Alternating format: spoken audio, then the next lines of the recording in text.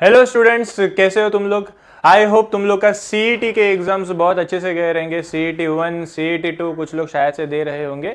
I hope दोनों exam अच्छे से जा रहे हैं। लेकिन ये जो तुम लोग का काम था ये 50% था। यस, प्रीवियस वीडियो में भी यही बोला था, 50% का काम होता है एग्जाम का प्रिपरेशन करो, रिजल्ट अच्छा लाओ।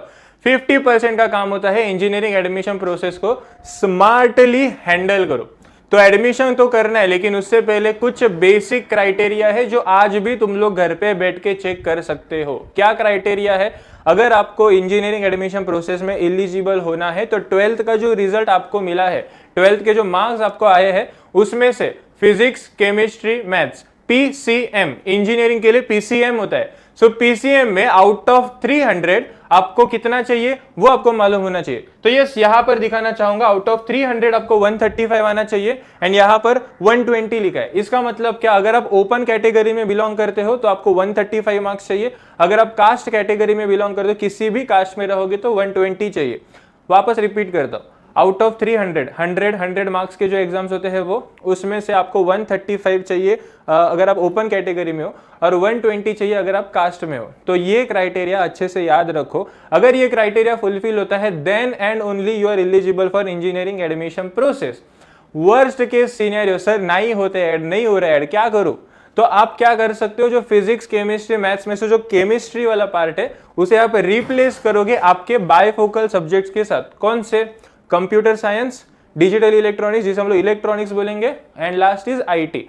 जो सीएस होता है वो होता है 150 मार्क्स का, और जो आईटी और इलेक्ट्रॉनिक्स होता है वो होता है 100 मार्क्स का। सो जो 100 मार्क्स के एग्जाम है, अगर समझो उसमें से तुम्हें 75 मिलता है तो वो पूरे के पूरे 75 मार्क्स आप यहाँ पर काउंट कर सकते हो। लेकिन जो सीएस होता है वो होता है 150 मार्क्स का। तो 150 में से समझो आपको 80 मार्क्स मिलता है, तो 80 का 50%, मतलब आप 40 मार्क्स यहाँ पर कंसिडर कर सकते हो। सो आईटी इलेक्ट्रॉनिक्स का पूरा मार्क्स और सीएस का 50% मार्क्स आप अपने कैलकुलेशन में कंसिडर कर सकते हो। लेकिन किसके रिप्लेसमेंट में? केमिस्ट्री के रिप्लेसमेंट में। तो फटाफट अपना 12th का रिजल्ट उठाओ। 300 में से पीसीएम में आपको 135 या फिर 120 ये चाहिए। नहीं हो रहा है तो बायफोकल सब्जेक्ट्स का ऐड करो, ये होना ही चाहिए। एंड ये ऐड कैसे करोगे? ये तुम लोग कैलकुलेटर से ऐड करो। एलिजिबल है कि नहीं है वो रजिस्ट्रेशन के टाइम पे समझता है।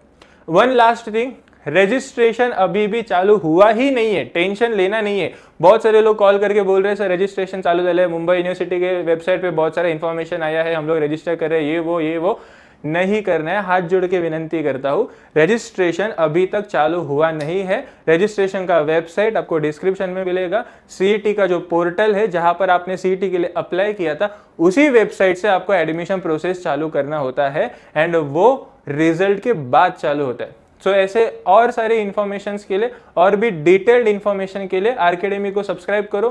डिस्क्रिप्शन बॉक्स में जाओ, वहां पर आपको आरकेडमी के सेंटर्स का इंफॉर्मेशन और वहां पे कोऑर्डिनेटर्स का इंफॉर्मेशन, कॉन्टैक्ट नंबर दिया रहेगा।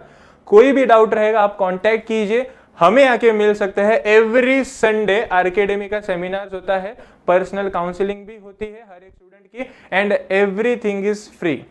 यस, सही सुना आप लोगों ने, सब फ्री होता है। आप सेशंस अटेंड कीजिए, ये ऑनलाइन देख रहे हो ये भी फ्री है, ऑफलाइन आओगे वो भी फ्री है, पर्सनल काउंसलिंग भी फ्री है।